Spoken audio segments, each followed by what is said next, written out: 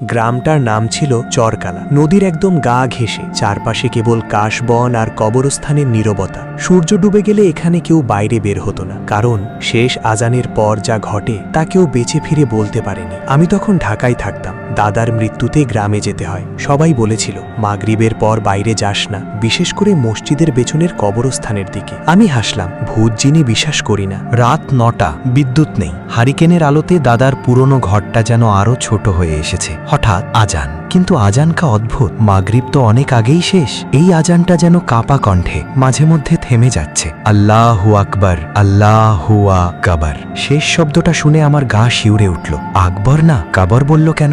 দাদি কাঁপা গলায় বললেন, শুনছিস, আবার শুরু হয়েছে। কি শুরু? ওরা নাম ডাকে। রাত 11টার দিকে জানালা দিয়ে দেখলাম কবরস্থানের ভেতর মৃদু সবুজ আলো। একটা না, অনেকগুলো। আলোর মাঝে মানুষের ছায়া, কিন্তু পা নেই। ছায়াগুলো ভাসছে। হঠাৎ একটা ছায়া আমার দিকে মুখ ঘোরালো। তার মুখটা ছিল আমার দাদার মুখ, কিন্তু চোখ দুটো পুরো কালো। আমি পরিষ্কার শুনলাম, মদ, এদিকে আয়। আমার নাম কেউ এভাবে ডাকে না। এই স্বরটা যেন কানের ভেতর থেকে আসছে। আমি দরজার থেকে এক পা বাড়াতেই দাদি চিৎকার করে ধরলেন, যাস না, ওটা দাদা না। ঠিক তখনই দরজায় খটখট খট, কড়া নাড়া না, নোক দিয়ে কাঠ চেঁচে চেঁচে শব্দ। খটখট খট খট। দরজার ফাঁক দিয়ে যা দেখলাম তা আজও চোখ বন্ধ করলে দেখি। একটা মুখ উল্টো ঝুলে আছে, চুল মাটিতে ছুঁই ছুঁই। মুখটা হাসছে, কিন্তু দাঁত নেই। হঠাৎ মসজিদ থেকে আবার আজান, কিন্তু এবার কণ্ঠটা ভাঙা, কষ্টে। হাইয়া আলাল ফালাহ। তারপর চিৎকার, বাঁচো। সব আলো নিভে গেল। ঘরের ভেতর ঠান্ডা বাতাস। হারিকেন নিজে নিজে নিভে গেল। অন্ধকারে আমি টের পেলাম আমাদের ঘরের ভেতর কেউ দাঁড়িয়ে আছে। শ্বাসের শব্দ, কিন্তু মানুষ না। খুব ভারী, খুব পুরনো গন্ধ। কানে ফিসফিস।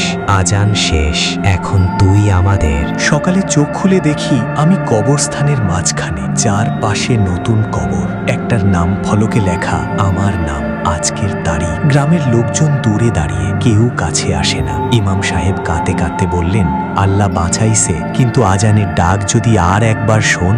আমি আর থাকিনি, সেদিনই গ্রাম ফেরেছি। কিন্তু সমস্যা হলো, ঢাকায় এখনো মাঝে মাঝে রাতের গভীরে শুনি একটা আজান, আর সেই আজানে শেষ শব্দটা সব সময় একই, আল্লাহু আকবার। কবর।